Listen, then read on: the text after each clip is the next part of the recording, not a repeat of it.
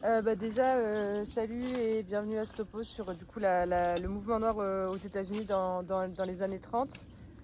Pourquoi est-ce qu'on fait un peu un topo sur ce sujet-là? C'est parce qu'en fait, euh, la question en fait, de la lutte contre le racisme dans les années 30, on pense que en fait, encore aujourd'hui, il y a des batailles qui ont été menées et qui sont en fait tout à fait intéressantes et tout à fait exemplaires et sur lesquelles on peut en fait revenir et s'inspirer pour aussi notre politique antiraciste à nous.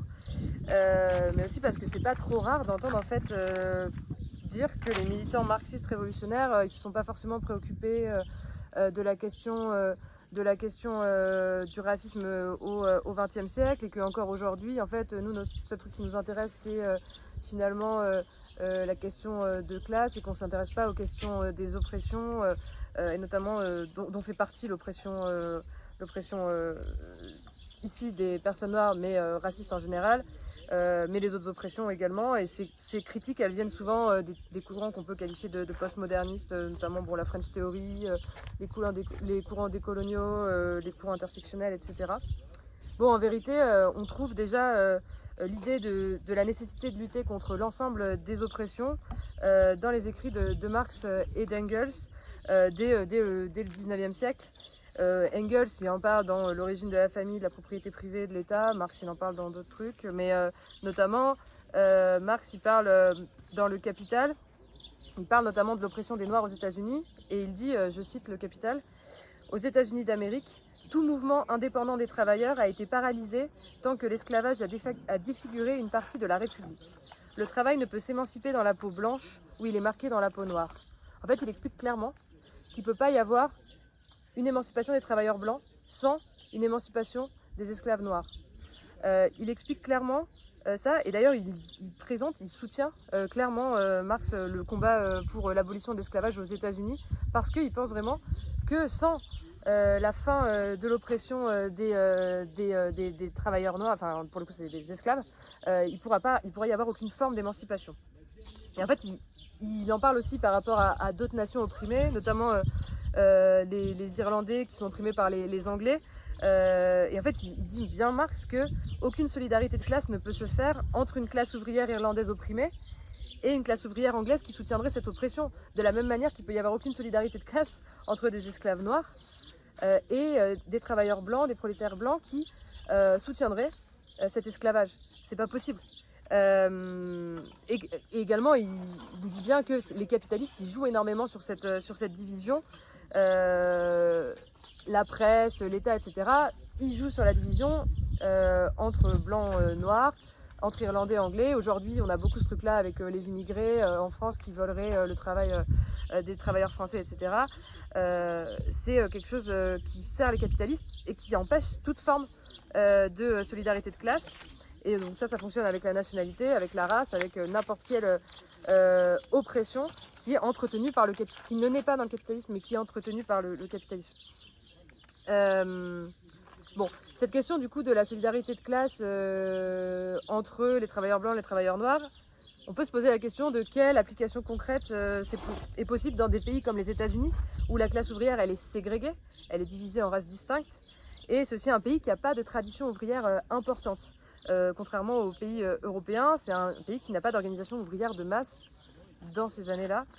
De masse, enfin, c'est un pays où il y a énormément de travailleurs, mais par rapport au nombre de travailleurs qu'il y a, les organisations ouvrières, elles sont clairement assez petites, quoi. Et pourtant, dans les années 1930, il y a bien eu une politique qui est assez peu connue, mais qui est exemplaire sur la question de l'antiracisme aux États-Unis et qui a été menée par le Parti communiste et par d'autres groupes révolutionnaires. Et c'est ce qui va nous intéresser aujourd'hui, c'est de voir comment cette politique elle s'est établie et ce qu'on peut en retenir pour notre propre lutte contre le racisme. Ça va se passer en 3 temps. D'abord, on va faire un peu un état des lieux de ce que c'est les États-Unis en fait à partir de 1930, en termes à la fois du mouvement ouvrier, de l'état en fait du capitalisme états-unien et de l'état de la condition des personnes noires. Et également, ensuite on va parler de la politique du parti communiste notamment, et à la fin on verra les limites de cette politique et comment ça se fait que, ben, à la fin le parti communiste a abandonné cette politique. Donc autour de 1900, début du XXe siècle, il y a un développement extraordinaire de l'économie états-unienne. Les États-Unis ils sont au premier rang mondial dans tous les secteurs. Et l'industrie devient l'élément dominant de cette économie. Les capitalistes américains ils disposent d'un sous-sol riche, d'une immigration nombreuse qui fournit une main-d'œuvre peu chère, et ils ont aussi un afflux de capitaux européens qui est très important. Mais au tournant du XXe siècle, il y a aussi le progrès technologique, le taylorisme, le fordisme, donc la production en série pour la consommation de masse, le travail à la chaîne, etc., etc. Ce sont des progrès techniques, enfin il y a d'autres progrès techniques de mécanisation, etc., qui font que l'économie états-unienne est au top. Donc il y a une phase de prospérité qui s'ouvre à la fin du XIXe siècle et qui va aboutir à une concentration beaucoup plus forte de l'industrie. On passe d'une économie qui est gérée par des producteurs indépendants à un système dominé par un petit nombre de sociétés géantes. Donc c'est le regroupement en super corporation ou en trust qui a lieu. Et donc le capitalisme états-unien il est triomphant. Et en face on a un mouvement ouvrier qui est assez faible. Autour de 1900, les chiffres de syndicalisation aux États-Unis ils étaient à peu près comparables à ceux de l'Europe. Mais en 1928, on voit qu'il y a eu seulement 604 grèves répertoriées, et c'est le chiffre le plus bas du nombre de grèves depuis 1884.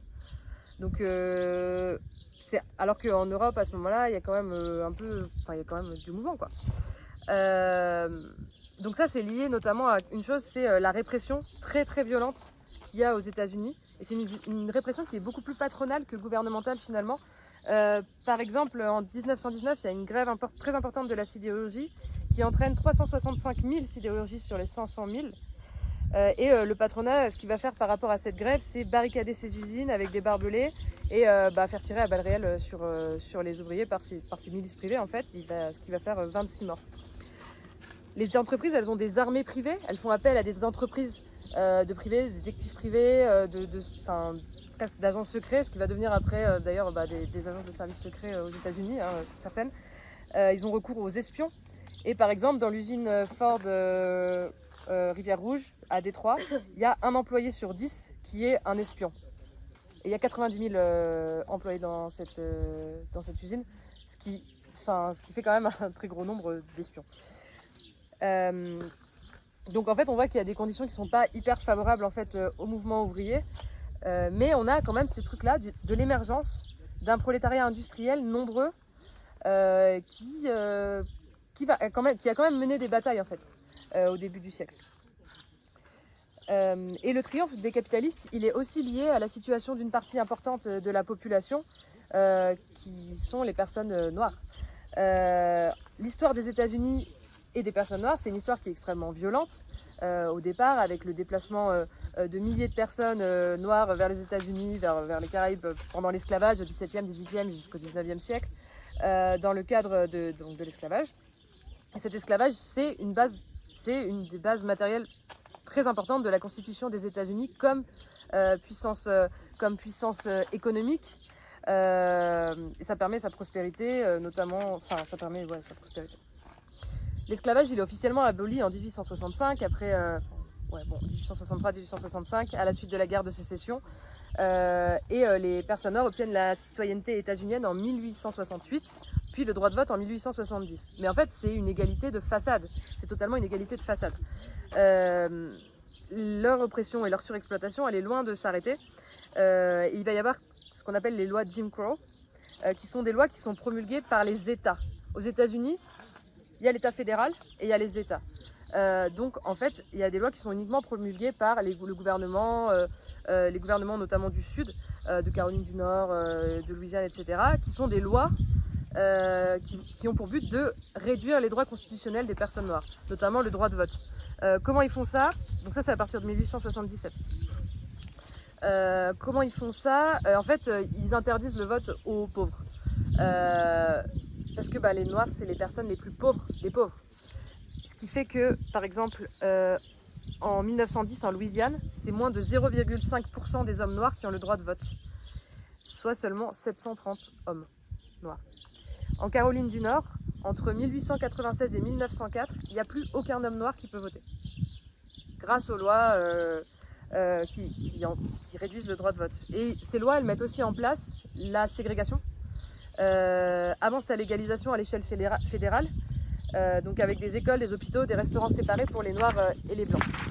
Et la ségrégation, elle va être rendue légale en 1896 par l'arrêt Plessy versus Ferguson, où la Cour suprême des États-Unis estime que les lois de ségrégation, notamment la séparation Plessy versus Ferguson, c'est une affaire sur des wagons de train séparés. Ils estiment que ces lois, elles sont légales et donc elles pourraient être appliquées de manière systématique à tous les États-Unis.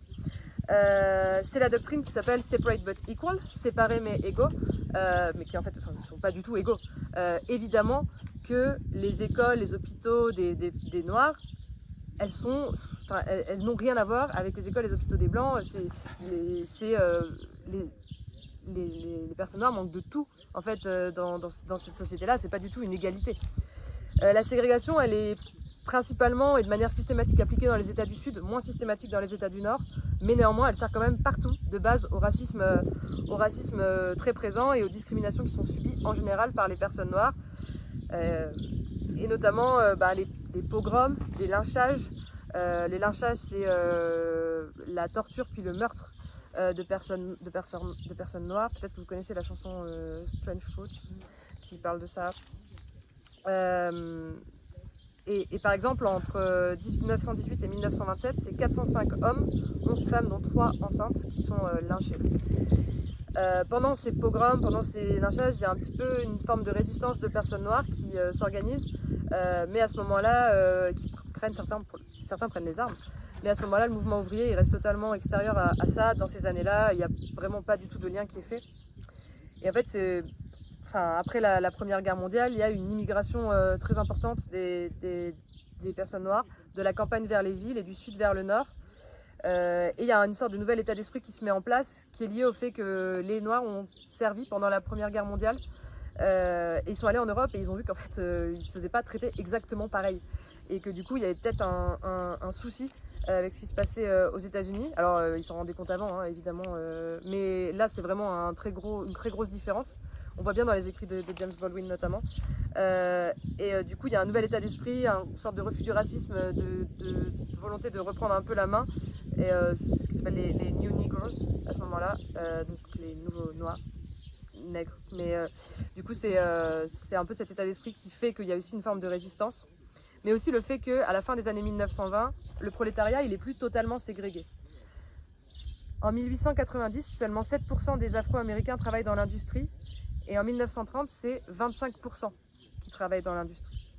Et au milieu des années 30, ils représentaient par exemple 25% de la main-d'œuvre des abattoirs de Chicago, par exemple, pour donner un exemple un peu précis. Et donc on voit bien qu'il y a un véritable enjeu en fait, à prendre en compte cette oppression des travailleurs noirs pour les organisations du mouvement ouvrier. Enfin, c'est énormément de travailleurs dans un prolétariat industriel. Et comme on avait dit au début, c'est aussi impossible pour le prolétariat blanc de s'émanciper sans émanciper également le prolétariat noir, à commencer par l'émanciper du racisme qu'il subit et de l'oppression qu'il subit. Donc j'ai dit tout à l'heure qu'il y avait une situation particulière du mouvement ouvrier états-unien dans le fait qu'il n'y avait pas vraiment de tradition ouvrière socialiste solidement implantée. Il y a des organisations du mouvement ouvrier, par exemple syndicales, mais c'est très différent de ce qu'on peut avoir en Europe. Il y a une organisation qui s'appelle l'AFL, l'American Federation of Labor, qui en fait traite les syndicats comme des entreprises, qui cherchent à investir dans les syndicats. Enfin, en fait, c'est une fédération de plein de syndicats. C'est un syndicat qui ne remet pas du tout en cause le système capitaliste. C'est un syndicat de conciliation de classe, de collaboration de classe. Et surtout, c'est un syndicat de métier. Ça veut dire qu'en gros, chaque métier a un syndicat dans son entreprise. Je ne sais pas si dans ton entreprise, il y a un ébéniste, un maçon et un plombier. Ils ont un syndicat différent, alors qu'ils travaillent dans la même entreprise. Donc ça, c'est aussi très particulier à prendre en compte. C'est un peu le système de corporation. Et en fait, ils ne s'organisent pas, les ouvriers non qualifiés. Ils les traitent même de racailles. Ils estiment que ça ne vaut pas le coup d'organiser ces gens-là. Les travailleurs noirs, c'est majoritairement des ouvriers non qualifiés, donc généralement, ils ne sont pas syndiqués. Et puis de toute manière, les syndicats de l'AFL, ils sont ségrégés. Donc il y a des syndicats pour les blancs et des syndicats pour les noirs, donc il n'y a pas forcément de zone de contact, ou c'est très rare. La majorité des syndicats sont ségrégés. Et il n'y a pas non plus de parti révolutionnaire largement implanté dans la classe ouvrière états-unienne, même s'il existe des organisations de tradition socialiste comme le Parti socialiste, qui est fondé en 1920 et qui va compter à son maximum 126 000 adhérents en 1912. 1912, c'est l'année où le Parti socialiste fait quand même 6% à l'élection présidentielle aux États-Unis, soit 900 000 voix, avec la candidature de, peut-être que vous connaissez, Eugene V. Debs, qui était un militant tout à fait combatif et tout à fait engagé notamment sur la question du racisme. Il posait et disait que c'était important de lutter contre le racisme. Mais la position qu'il va avoir, c'est la position que va avoir aussi le Parti socialiste, c'est de dire, je cite, « Nous n'avons rien de spécial à ouvrir aux nègres et nous ne devons pas répondre aux appels de chaque race. Le Parti socialiste est le parti des travailleurs sans prise en compte de la couleur de peau. » En gros, il dit, les travailleurs noirs, on doit s'adresser à eux comme on s'adresserait à n'importe quel travailleur, sans prendre en compte le fait que quand même ils subissent une oppression qui est extrêmement violente et qui se ressent dans les organisations, compris syndicales, dans tous les pans de la société. Et c'est une position qui est partagée à ce moment-là aussi par le jeune parti communiste états-unien, qui est formé à partir de, à peu près vers 1920, par rapport à des batailles qu'il y a eu, des vagues de lutte qu'il y a eu à Seattle, à Saint-Louis, mais aussi par rapport à l'attraction de la révolution russe, qui est quand même quelque chose d'hyper important à ce moment-là et qui fait qu'il y a des gens qui se tournent vers les idées communistes. Donc il est fondé en 1920 et il est à ce moment-là composé de quelques milliers de militants et il est semi-clandestin. Parce que, ouais, je vais revenir là-dessus. Et la position qu'a à la fois le Parti socialiste, le Parti communiste sur la question noire, ça fait que les travailleurs noirs, ils ne se tournent pas forcément vers ces organisations-là, mais plutôt vers des organisations nationalistes noires, comme par exemple celle de la plus connue, celle de Marcus Garvey, qui est l'United Negro Improvement Association, l'UNIA, qui en fait est une organisation nationaliste noire qui dénonce le racisme des États-Unis de manière virulente. C'est une organisation qui est radicale qui appelle à une union mondiale des Noirs pour retourner en Afrique. C'est la doctrine Return to Africa. En gros, l'idée que les Noirs ont été amenés aux États-Unis pour l'esclavage et qu'il faudrait qu'ils retournent en Afrique parce que c'est l'ordre des choses. C'est une théorie qui est très populaire, qui était très populaire dans les Caraïbes notamment, mais c'est très populaire aussi aux États-Unis par rapport à ces organisations-là. En fait, son organisation, elle organise un capitalisme noir avec ses propres boutiques, ses propres commerces, ses propres journaux et ses propres exploiteurs. Parce que, en gros, l'objectif, c'est d'avoir assez d'argent pour faire le retour en Afrique. Et du coup, Marcus Garvey, il va s'opposer à l'Union des Noirs et de la gauche blanche, il va s'opposer à la lutte des travailleurs noirs contre les capitalistes noirs. Donc c'est l'organisation d'un capitalisme noir, en fait. Et en fait, c'est pas forcément... Les travailleurs noirs, ils adhèrent pas forcément à Marcus Garvey par rapport à cette doctrine de Return to Africa, mais plutôt par rapport à la radicalité, à la volonté aussi de faire face en fait, à ce qui se passe, parce qu'en fait, il n'y a pas de perspective qui leur est proposée dans les autres organisations du mouvement ouvrier. Bon, Marcus Garvey, il va être un peu décrédibilisé, parce qu'en fait, son idée de séparer les noirs et les blancs, c'est un peu une sorte de ségrégation très radicale. C'est une ségrégation. Et la ségrégation, c'est un des problèmes quand même des Noirs aux États-Unis à ce moment-là. Il va y avoir un truc où ces boutiques elles vont faire faillite, il ne va plus avoir d'argent. Et en plus, il va du coup s'allier avec les éléments les plus radicaux du suprémacisme blanc. Ceux qui sont d'accord avec lui pour séparer les blancs et les noirs, c'est le Ku Klux Klan. Donc il va faire un accord avec eux. Bon là, il va plus être très crédible. Il va retourner en Jamaïque en 27 et son organisation, elle va s'effondrer. Ce qui laisse quand même aux révolutionnaires, aux militants communistes, un boulevard sur la question noire. Et effectivement, il va y avoir une politique qui va être menée dans laquelle l'internationale communiste, elle va jouer un rôle très important. Donc l'internationale communiste, elle est fondée en 1919, suite à la rupture avec la deuxième internationale, et elle est majoritairement à ce moment-là influencée par les idées de Lénine. Dès le deuxième congrès de l'internationale communiste, Lénine, il veut parler de cette question des Noirs aux États-Unis. Il pense que c'est important qu'on l'aborde de manière sérieuse et qu'on la mette au centre des discussions. Donc il va demander à John Reed, que vous connaissez probablement, de faire un rapport sur cette question. Mais John Reed, en fait, il ne va pas dire grand-chose de plus que la politique du PC que j'ai déjà dite. En gros, c'est des travailleurs, on s'adresse à eux comme des travailleurs.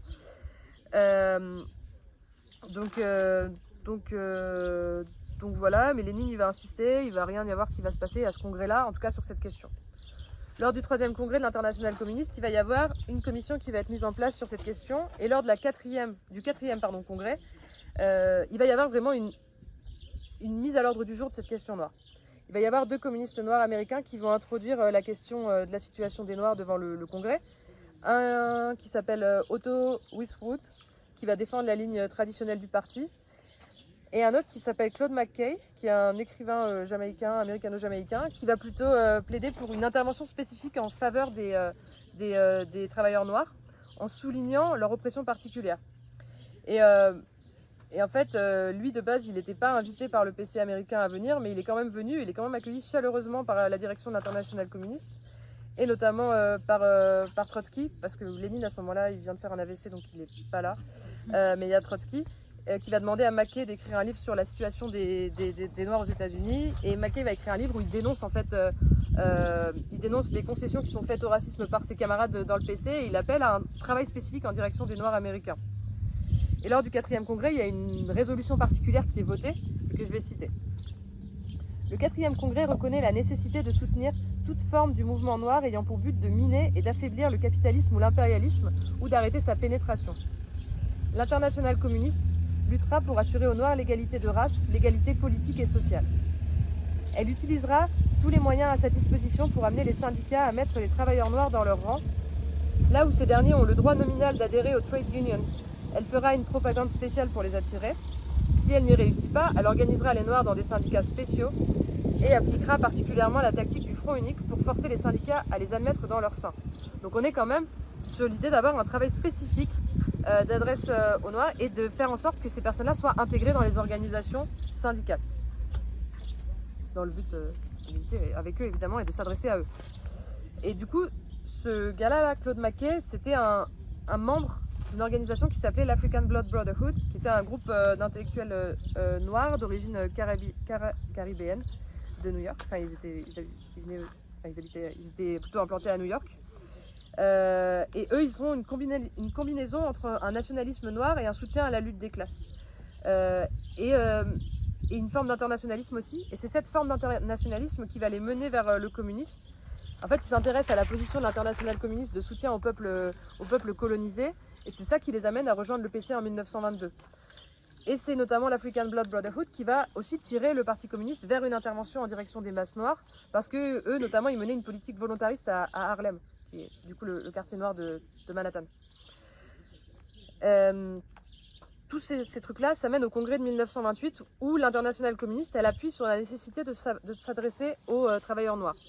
Ils vont développer une théorie qui s'appelle la ceinture noire. Ce serait l'idée qu'il faudrait que les Noirs des États-Unis constituent une nation autodéterminée dans la Black Belt. La Black Belt, c'est une bande de territoire dans le sud où il y avait particulièrement beaucoup de travailleurs noirs parce que c'était là où il y avait beaucoup d'esclavage en vérité avant. Bon, ce mot d'ordre, il n'est pas vraiment utilisé par le Parti communiste. Enfin, il est rapidement abandonné parce qu'en fait, le fait de demander un État noir, c'est aussi un truc qui soutient un peu la ségrégation. Enfin, ça rappelle un peu ce que disait quand même un peu Marcus Garvey. Mais par contre, ce qu'il garde, c'est l'idée de s'adresser spécifiquement aux masses noires. Et c'est ça qui va les mener à faire certaines campagnes qui sont tout à fait intéressantes, tout à fait exemplaires. En fait, ils vont garder cette idée qu'il faut s'adresser aux masses noires pour avancer, qu'il ne peut pas y avoir de solidarité de classe sans s'adresser en fait à toute une frange des travailleurs et des travailleuses. Savoir que dans ces temps-là, les personnes noires aux États-Unis, c'est à peu près 11% de la population, donc c'est quand même beaucoup.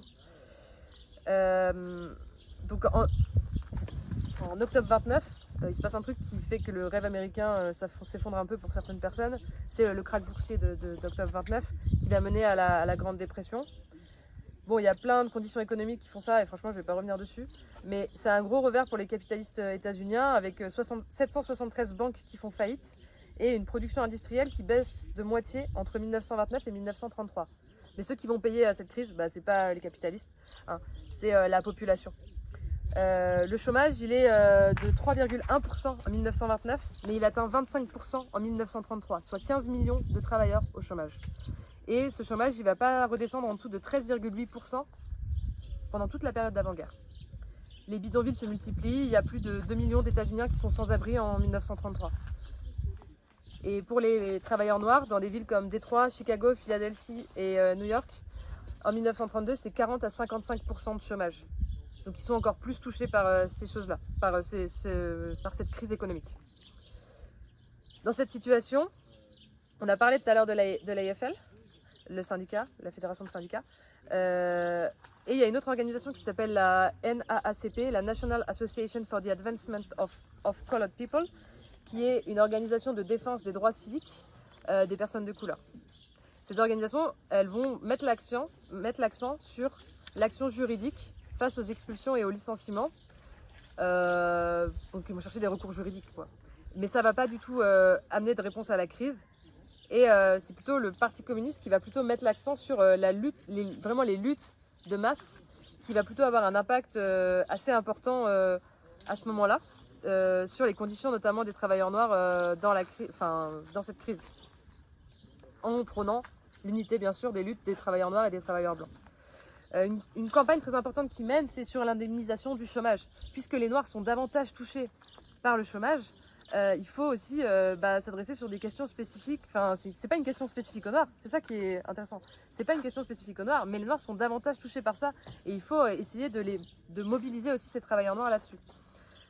En 1930, le Parti communiste, il appelle pour la première fois à une journée internationale, nationale ou internationale, je ne sais plus, du chômage, le 6 mars, avec des manifestations à travers tout le pays pour réclamer une aide aux chômeurs. Ces marches, elles rassemblent entre 500 000 et 1 million de personnes et elles marquent la première fois que des chômeurs noirs et blancs défilent ensemble dans une manifestation. À Union Square à New York, c'est plus de 50 000 personnes, dont un quart de noirs, qui se rassemblent. Il va y avoir une intervention de la police qui va blesser 4 policiers et plus de 100 manifestants, et c'est les noirs et les blancs ensemble qui se sont battus pour protéger la marche contre la police. Dans cette lutte pour l'indemnisation du chômage et pour l'emploi, ils vont subir la concurrence des organisations nationalistes noires, notamment un gars qui s'appelle Soufi Abdul Hamid, qui est un nationaliste noir très antisémite, et qui appelle à une campagne de boycott des magasins en 1934 sur une base à la fois anti-blanche et antisémite, pour forcer ces magasins à employer des noirs. Il dit notamment qu'il faut drive the Jewish businessmen out of Harlem, conduire les businessmen juifs en dehors d'Harlem. Il appelle à la fait de virer les travailleurs blancs pour employer des travailleurs noirs. Enfin voilà.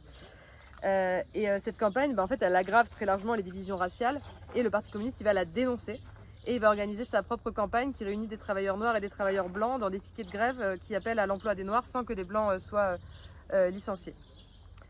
Et ça va donner beaucoup de crédibilité au Parti communiste, notamment lorsque l'Empire Cafeteria, toujours à Harlem, elle va contraindre, il va y avoir un boycott qui va contraindre en fait ce restaurant-là à embaucher 4 travailleurs noirs sans licencier aucun blanc. Ça, par exemple, ça donne énormément de crédibilité au Parti communiste à ce moment-là.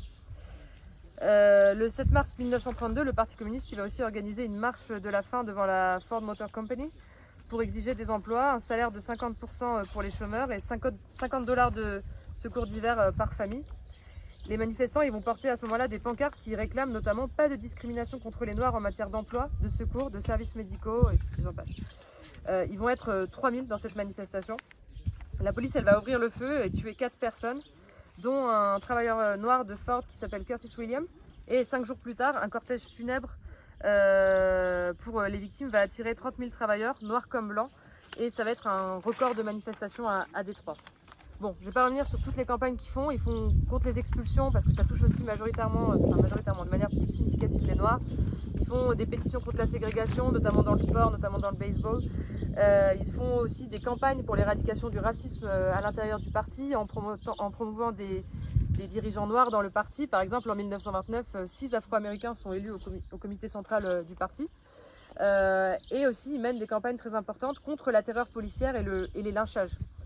Notamment, il y en a une qui est très importante. Ils font aussi des campagnes de masse pour défendre les victimes de racisme, notamment en 1930 à Scottsboro, dans le sud, où c'est une affaire où il y a 9 hommes et garçons noirs pauvres de 13 à 21 ans qui sont arrêtés et accusés d'avoir violé 2 femmes blanches dans un train de marchandises. Il n'y a aucune preuve, mais ils sont jugés et condamnés à mort en 2 semaines. Faut avoir conscience que le truc de viol de femmes blanches, c'est un truc qui est utilisé à mort à ce moment-là pour faire condamner des Noirs, pour lyncher des Noirs. On n'est pas dans une situation équivalente à celle d'aujourd'hui sur ces questions-là. C'est vraiment un instrument utilisé par notamment les suprémacistes blancs, mais pas uniquement. Bref, ils sont condamnés à mort. Et le Parti communiste, il va pas laisser ça faire, il va pas laisser faire ça. Il va s'en saisir et il va lancer une campagne avec une solide défense juridique et un mouvement de protestation de masse à travers son organisation de défense juridique qui s'appelle l'International Labour Defense, l'ILD. Et ils vont organiser des réunions avec les maires des jeunes garçons, ils vont organiser des manifestations dans le pays, ce qui va forcer en fait la justice à revenir sur ce cas. Il faut savoir qu'à ce moment-là, la NAACP, l'organisation pour la défense des droits civiques, ils vont chercher à reprendre la main sur l'affaire, mais ils vont revendiquer un procès juste pour les garçons, pas leur innocence, un procès juste. Mais comment en fait un procès peut être équitable dans une situation où on a 9 garçons noirs qui sont jugés par un jury entièrement blanc pour avoir violé 2 femmes blanches? Évidemment, c'est pas une campagne qui est sérieuse en fait à ce moment-là. Scottsboro, ça a mis beaucoup de temps à être résolu. Les premiers accusés, ils sont libérés en 1937, ça fait 7 ans, et les derniers en 1950. Ça prend 20 ans, mais il faut savoir que s'il n'y avait pas eu cette campagne de masse, l'affaire Scottsboro, elle se serait terminée par un lynchage. Et au lieu de ça, c'est devenu plutôt le cri de ralliement contre l'injustice et aussi la preuve que les travailleurs noirs et blancs, ils peuvent s'unir en tant que classe dans la lutte contre le racisme. Et ça, bon, toutes ces campagnes-là, ça donne une crédibilité très importante au Parti communiste pour la population noire, et il y a de nombreux travailleurs noirs qui vont rejoindre le Parti communiste. On passe de 200 travailleurs noirs, soit 3% de l'organisation, en 1930, à 7000 travailleurs noirs en 1938, soit 9% de l'organisation. À Chicago, c'est un quart des 2000 membres du Parti communiste qui sont des Noirs en 1931. Et donc je vous l'ai dit, un peu pour comparer, les Noirs c'est 11% de la population aux États-Unis. Donc quand tu as 9% de ton organisation, c'est quand même assez proche et assez représentatif de la population, en tout cas des travailleurs. Bon, au milieu des années 30, ça fait quand même un moment qu'il y a cette crise et il commence à y avoir une vraie ébullition sociale parce que les travailleurs, ils n'ont plus rien à perdre en fait. Après plusieurs années de cette crise économique qu'ils ont payée au plus fort, ils vont mener des grèves. Et en 1934, il va y avoir plusieurs grèves qui vont être menées par des révolutionnaires et qui vont être victorieuses. Et la bureaucratie syndicale, notamment des bureaux de l'AFL, ils vont s'en rendre compte. Ils vont se rendre compte en fait que s'ils ne cherchent pas à prendre la direction de ce mouvement ouvrier, en fait c'est les révolutionnaires qui vont prendre la direction de ce mouvement ouvrier. Et prendre la direction de ce mouvement ouvrier, ça passe nécessairement, pour les bureaux, comme pour les stalls, comme pour les révolutionnaires, ça passe par le fait de s'adresser aux travailleurs noirs. Parce que c'est une partie trop importante en fait du prolétariat. Et c'est la compréhension de cet enjeu qui va mener à une scission dans la bureaucratie syndicale. Le président du syndicat des mineurs, John Lewis, qui est un pro-capitaliste, vraiment, c'est pas un révolutionnaire du tout, mais il veut pas se faire dépasser. Donc il va défendre la création de syndicats industriels pour regrouper tous les travailleurs d'une même industrie, même les non qualifiés, qui jusque-là n'étaient pas organisés dans des syndicats. Et donc en 1935, il va fonder le Congress of Industrial Organizations, le CIO, dans lequel il va notamment réintégrer les communistes qu'il avait exclus 10 ans avant. Parce qu'en fait, c'est ceux qui savent le mieux organiser des gens. C'est des très bons militants, c'est de très bons animateurs de grève, de campagne, etc. Donc il va les réintégrer. En 1936, le Parti communiste, il a plus de 600 cellules d'entreprise à travers le pays qui jouent un rôle clé en fait dans l'implantation du CIO à ce moment-là. En fait, voilà, tous ces gens-là, que ce soit les staliniens, les révolutionnaires, les bureaucrates, ils ont un objectif commun.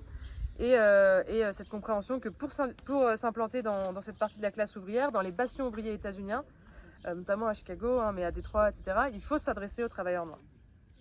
Les grèves, elles vont se multiplier et les entreprises, elles vont céder face à ces campagnes de grève, de mobilisation. Elles vont céder sur à la fois des revendications salariales, mais aussi sur le fait de reconnaître le CIO comme un syndicat. Parce qu'avant, c'était pas le cas. C'était pas gagné, en fait, d'avance. C'était vraiment pas gagné d'avance par rapport à la manière dont fonctionne le syndicalisme aux États-Unis. Et pour la première fois, le CIO va vraiment appeler les travailleurs noirs de manière explicite à rejoindre l'organisation, à se mettre en mouvement. Ce qui n'était pas du tout le cas avant dans l'autre syndicat, dans l'AFL, qui continue d'exister du reste. Et dans les villes sidérurgiques de Pennsylvanie et de l'Ohio, par exemple, il va y avoir des mobilisations de travailleurs qui vont obtenir la déségrégation de tous les restaurants, commerces et même des piscines 30 ans avant le mouvement des droits civiques.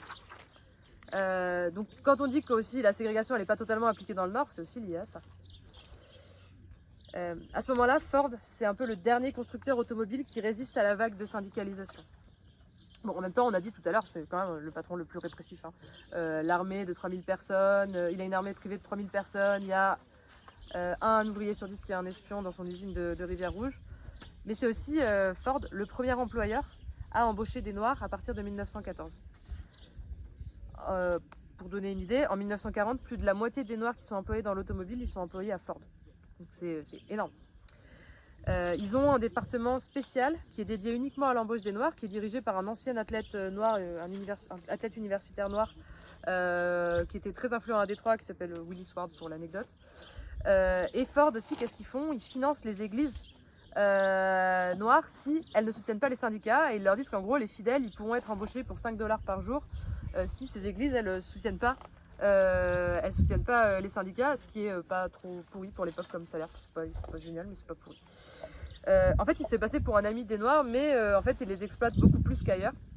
Par exemple, les travailleurs sont payés 10 centimes de moins de l'heure qu'à Chrysler ou à General Motors. Ils n'ont pas de paye supplémentaire ni pour les horaires en 3-8, ni pour le travail le week-end, ni pour les jours fériés. Ils n'ont pas de salle de pause et ils ont seulement 15 minutes pour manger leur pause repas, ce qui sont des conditions particulièrement...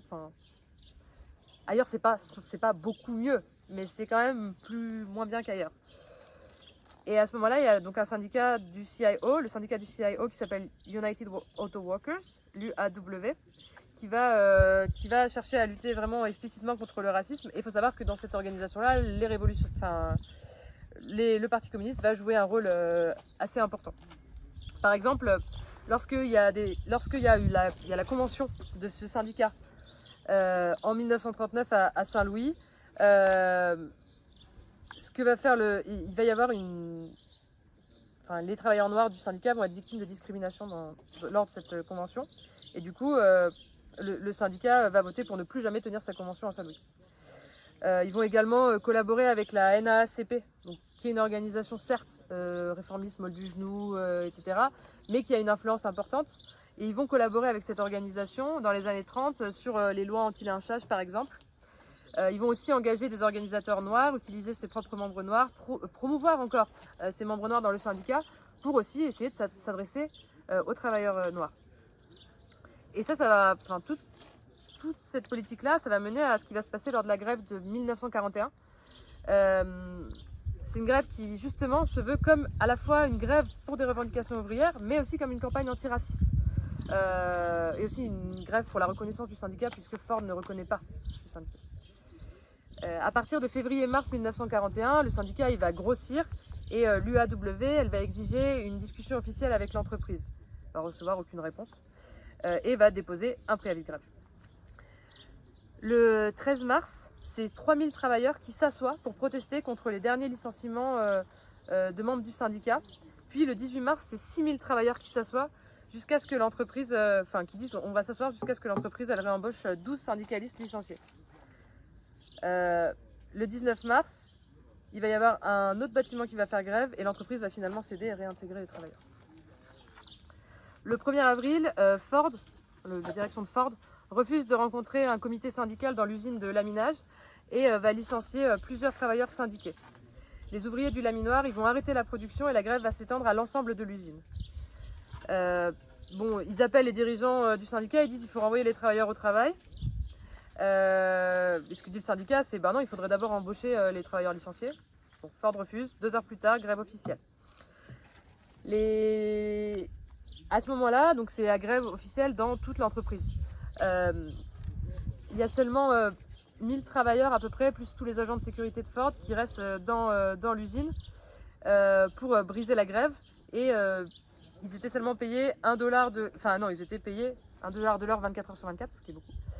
La plupart de ces travailleurs, c'est des travailleurs noirs, ceux qui sont restés pour briser la grève, parce qu'ils n'ont pas forcément le choix par rapport à leurs conditions de vie à ce moment-là. Ils ne voient peut-être pas trop non plus ce qu'ils ont à gagner en fait dans cette histoire. Voilà. Soit des gens qui viennent de recruter Ford, soit des gens qui sont là depuis longtemps. Enfin, voilà. Et en fait, ce qu'essaye de faire Ford à ce moment-là, c'est vraiment de faire dégénérer la grève en sorte de guerre raciale en mettant en opposition les syndicalistes blancs et les travailleurs noirs en disant en gros c'est pas une grève pour vous quoi. Mais ça va pas marcher en fait, ça va pas vraiment fonctionner. Et ça se voit dans les piquets de grève qui témoignent en fait de la solidarité entre blancs et noirs. À ce moment-là, il y a quand même un effort très particulier qui est fait pour rendre la grève populaire, pour continuer à convaincre des travailleurs de se mettre en grève. Il y a des bulletins de grève qui sont quotidiens, des communiqués de presse toutes les heures, 12 émissions de radio par jour qui sont diffusées dans plusieurs langues, 10 camions de sonorisation pour faire ça. C'est un effort qui est phénoménal. Les piquets syndicaux, ils essayent également d'encourager les travailleurs noirs qui étaient restés à l'intérieur à sortir. Par exemple, dès que les travailleurs noirs ils sortent de la boîte, ils discutent avec eux, ils leur proposent du café, ils leur proposent à manger, etc., de rester un peu avec eux pour discuter. Des fois, il y en a même qui restent sur le piquet et qui arrêtent la grève par la discussion. Mais il y a surtout un truc qui est important, c'est que la NAACP, elle va s'allier avec le syndicat pour convaincre les travailleurs noirs sur la base du syndicat, sur la base de revendication du syndicat, pas sur sa base légaliste, etc., qu'elle a depuis le début. Et ça, c'est lié au fait qu'avant, il y avait une collaboration avec la NAACP. Par exemple, il y a des pasteurs noirs qui soutiennent le syndicat, qui se rendent à l'usine pour lancer un appel aux travailleurs noirs, pour allier la grève. Alors on pourrait penser que les pasteurs, c'est peut-être pas forcément les premières personnes avec qui il va se passer quelque chose, mais en fait, il y a une solidarité qui est importante. Les jeunes de la NAACP, ils se rallient à la cause et ils distribuent de la documentation dans les églises, dans les magasins, dans les foyers, à l'usine. Et au total, 10 000 tracts sont distribués. Il y a même le chef de la NAACP au niveau national, qui s'appelle Walter White, qui vient en ville et qui propose même que l'UAW, elle passe des annonces dans les journaux de la NAACP pour s'engager à traiter les travailleurs noirs sur un pied d'égalité. L'UAW, elle va également publier une édition spéciale de son journal, qui s'appelle Ford Facts, pour info, dans laquelle elle affirme son engagement en faveur des travailleurs noirs. Et de plus en plus de travailleurs noirs rejoignent la grève grâce à cette politique spécifiquement antiraciste. C'est une politique qui est spécifiquement tournée vers les travailleurs noirs et qui s'engage spécifiquement contre le racisme. J'avance un peu, ça commence à faire un peu long. Ouais. À ce moment-là, il va y avoir une proposition de réintégrer 5 des 8 travailleurs licenciés et de voir un peu plus tard pour les 3 autres cas. Et Ford accepte aussi qu'il n'y a pas de représailles contre les grévistes, qu'il va y avoir une reconnaissance du syndicat et également d'organiser une renégociation du contrat. Ça fonctionne comme ça aux États-Unis, tous les ans, tous les 2 ans, on renégocie le contrat. Enfin, c'est un peu comme les négociations annuelles obligatoires, mais c'est pas exactement pareil en fait. Donc cette décision-là, elle va être votée dans une réunion de masse qui va réunir 20 000 personnes pour voter en gros est-ce qu'on va accepter cet accord ou pas. Bon, il y a un peu des discussions, mais finalement la grève s'arrête le 14 avril et il va y avoir une réintégration de tous les syndicalistes. Le 21 mai, il y a des élections sur la représentation syndicale qui opposent en fait l'UAW à l'AFL. L'UAW va écraser l'AFL de très très largement et remporter les élections. Et le 20 juin, il va y avoir le nouveau contrat qui va être signé avec une augmentation des salaires, mais également une clause qui interdit la discrimination des Noirs dans l'usine. Et toutes ces victoires-là, toutes ces choses-là, c'est possible uniquement parce qu'il y a eu une politique en direction des travailleurs noirs tout le long de la grève et une politique qui cherchait à rendre le syndicat crédible en fait aux yeux des travailleurs noirs en remettant en question aussi des années de syndicalisme ségrégué, des années de racisme dans le syndicalisme et dans les organisations ouvrières. Et c'est ça qui permet de gagner, c'est de donner confiance aux travailleurs noirs, de les convaincre de rejoindre la bataille. Et c'est une politique antiraciste qui ne fait aucune concession sur le plan de la lutte des classes. C'est aussi ça qui est hyper important, ça ne fait aucune concession. Bon, on va venir à la fin qui est peut-être un peu moins enthousiasmante, mais en fait pendant tout ce temps on n'a pas vraiment parlé du processus de stalinisation, bolchevisation, stalinisation qui a lieu, et notamment le dogme de la troisième période, où en gros c'est un peu, ça se concrétise en Europe par la politique, le fait de qualifier les organisations social-démocrates de social-fascistes et notamment refuser le front unique, de former des syndicats distincts qui sont parfois isolés.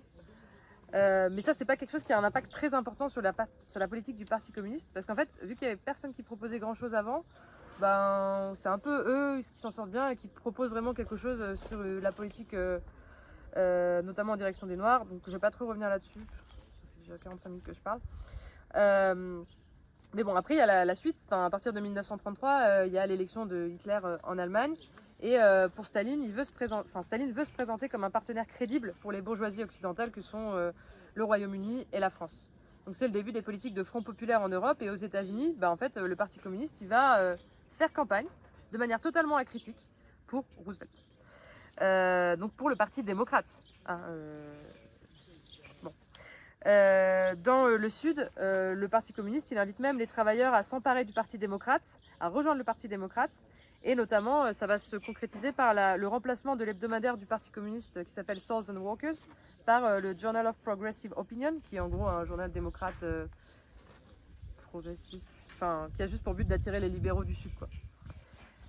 Et dans sa phase de Front populaire, le Parti communiste, il abandonne le militantisme de base au profit d'un accommodement avec la bureaucratie du CIO, du syndicat, et ils vont faire en fait le compromis de mettre sous silence leurs idées politiques pendant la campagne de Roosevelt. Et c'est spécifiquement au moment où l'ébullition gagne le plus la classe ouvrière que le Parti communiste abandonne sa politique et se tourne vers le réformisme. Et c'est une orientation qui a atténué l'engagement du Parti communiste dans la lutte contre le racisme. Par exemple, lorsque le syndicat Transit Workers Union de New York, dans ce syndicat-là, les militants du Parti communiste, ils n'ont pas contesté le refus du syndicat d'avoir une clause de non-discrimination dans ses propositions de contrat de 1937 parce qu'ils avaient peur de froisser les travailleurs blancs du syndicat. C'est une concession énorme faite au racisme par rapport à l'avancée où c'était avant de ne pas proposer cette clause de non-discrimination dans les contrats. C'est une concession énorme. L'aile gauche du CIO à ce moment-là, elle va profiter de la vague de lutte qui est toujours en cours et de la coopération totale du Parti communiste pour amener le patronat à la table des négociations et faire de ces syndicats, de donner un rôle à ces syndicats dans la gestion du système. À ce moment-là, quand même, le Parti communiste, il a des postes clés dans 40% des fédérations du CIO. Donc il a une possibilité quand même de jouer un rôle. Et donc ça, le patronat, il accepte la concession à condition que les syndicats contrôlent leurs membres. Hein. C'est ça. Et c'est le début de la stabilisation des relations entre employeurs et syndicats. Les dirigeants syndicaux, dont ceux du Parti communiste, ils vont alors un peu reculer sur les grèves et les occupations, totalement en fait. Et ils vont faciliter comme ça les préparatifs de guerre de Roosevelt, en fait, la marche à la guerre. En août 1939, vous savez, il y a le pacte germano-soviétique qui est signé par Staline et le Parti communiste, il va retirer son soutien à Roosevelt. Et en fait, la signature du pacte, ça va retirer quand même pas mal de crédibilité au Parti communiste parce qu'en fait, signer un pacte avec des nazis, c'est peut-être pas le truc le plus antiraciste qui pouvait être fait. Donc effectivement, sur ce plan-là, il y a une perte de crédibilité qui est très très importante. Donc il dénonce Roosevelt. Mais quand Hitler envahit la Russie, le Parti communiste il devient un nouveau fan de Roosevelt et ils appellent notamment les travailleurs noirs à aller faire la guerre et à participer à l'effort de guerre. Et le Parti communiste, il soutient également, c'est un truc qui n'est pas hyper connu en France, mais le placement des Américains d'origine japonaise dans les camps de concentration. C'est un truc qui a eu lieu aux États-Unis, mais vraiment c'est très massif. Suite à Pearl Harbor, suite à l'attaque de Pearl Harbor par le Japon, et il y a un placement en camp de concentration des travailleurs, enfin des Japonais, des citoyens d'origine japonaise en général. Et le Parti communiste, il va même soutenir ça. Après la guerre, le Parti communiste il va totalement payer sa politique de collaboration de classe et d'abandon de l'intervention dans les entreprises à grands frais. Le macartisme, il va d'abord toucher le mouvement ouvrier avec la loi Taft de 1947 qui rend illégale l'appartenance au Parti communiste pour les responsables syndicaux. Il va y avoir des purges massives entre 49 et 50 et des syndicats entiers qui vont être détruits ou marginalisés. Et en vérité, l'absence de politique indépendante pendant la guerre, un petit peu avant la guerre, c'est aussi ce qui empêche le Parti communiste de se défendre contre cette opération, d'être une organisation bien plus massive, parce que le Parti communiste est décimé. Et le mouvement ouvrier états-unien, en vérité, il ne va jamais se remettre de toute cette histoire-là. Pour conclure, on observe que dans la période des années 1930, la politique du Parti communiste états-unien vis-à-vis de la population noire, c'est une politique qui est exemplaire. C'est une politique qui est exemplaire. C'était une politique qui était lutte des classes, qui prenait en compte les préoccupations immédiates d'une population spécifiquement oppressée, qui était une partie très importante du prolétariat industriel états-unien. Et c'est spécifiquement cette politique volontariste du Parti communiste qui a permis notamment à la grève de Ford de gagner en ralliant les travailleurs noirs sur des bases de revendications communes et ouvrières. Cependant, c'est l'absence d'une direction révolutionnaire et avec la stalinisation notamment, qui va mener en fait à l'abandon de cette politique et à la décrédibilisation du Parti communiste. Mais on observe quand même qu'il y a un héritage de cette période d'ébullition dans la période qui suit avec le mouvement des droits civiques. Par exemple, dans United Packing House Workers of America, qui est le syndicat des abattoirs, des travailleurs des abattoirs, ils vont mener une politique très offensive, y compris dans la période qui suit, à Chicago notamment, pour défendre l'embauche du même pourcentage de Noirs que la proportion de la population. C'est aussi ce syndicat qui va organiser la première manifestation publique en soutien à Emmett Till, qui est un garçon qui avait été assassiné dans le Sud en 1955, et sa mort va impulser le mouvement des droits civiques. Et c'est aussi un syndicat qui est la première source de financement de la Southern Christian Leadership Conference, qui est l'organisation de Martin Luther King. Suite au boycott des bus de Montgomery de 1955-1956. Et par ailleurs, si on regarde l'entourage de Martin Luther King lui-même, il est constitué d'anciens militants formés dans des organisations du mouvement ouvrier qui sont parfois encore au Parti communiste ou au Parti socialiste. Martin Luther King lui-même, il est assassiné en 1968, précisément au moment où en fait il appelle à la grève générale à Memphis en soutien à une grève prolongée des éboueurs noirs de la ville. Il est assassiné à ce moment-là. Aujourd'hui, on peut encore trouver des traces, de cet héritage dans les mouvements antiracistes aux États-Unis. La ségrégation, elle est plus appliquée aux États-Unis depuis 1965, mais le racisme, il est encore hyper présent. On le voit là dans la campagne de Trump, on le voit dans tous les meurtres racistes qui sont commis par une police totalement raciste aux États-Unis. Là, on a vu il y a quelques semaines le meurtre de Sonia Massey. C'est quand même un truc assez horrible. Franchement, c'est assez horrible. Et en 2020, il y a eu le meurtre notamment de George Floyd, et il y a eu quand même un très grand mouvement de protestation qui a eu lieu dans tous les États-Unis, avec des manifestations, des émeutes, des pillages, mais aussi une grève assez importante qui a été appelée par les principaux syndicats du pays, syndicats des employés de service, les Teamsters qui sont les chauffeurs routiers, des syndicats d'enseignants, mais aussi dans de nombreux secteurs comme les fast-food, les établissements de santé, les entreprises de ménage ou des centres d'appel. Et c'est une grève qui a eu lieu le 20 juillet 2020 et qui a regroupé des dizaines de milliers de travailleurs blancs comme noirs dans tous les États-Unis pour exiger, je cite l'appel qui a été signé par ces syndicats-là, une reconnaissance sans équivoque de la part des entreprises et des politiques du fait que les vies noires comptent, Black Lives Matter, ainsi que la déconstruction du racisme, de la suprématie blanche et la fin de l'exploitation économique. Donc on voit quand même une petite trace de ce truc-là dans cette grève, dans l'idée qu'il faut avoir une grève en fait, et qu'il faut avoir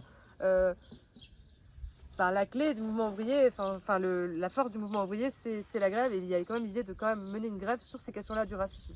Et dans notre intervention quotidienne, c'est essentiel en fait de se poser la question de comment on articule justement cette question de l'oppression spécifique, et particulièrement celle du racisme, avec une intervention lutte des classes dans les entreprises, dans les lieux d'études.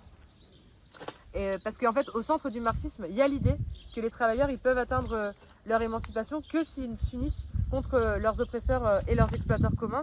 Et c'est en raison de cette vision que les marxistes révolutionnaires ils doivent placer la lutte contre le racisme au premier plan.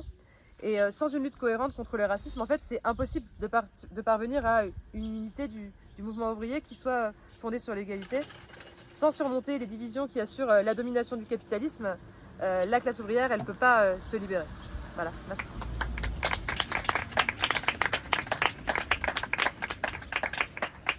Et il nous reste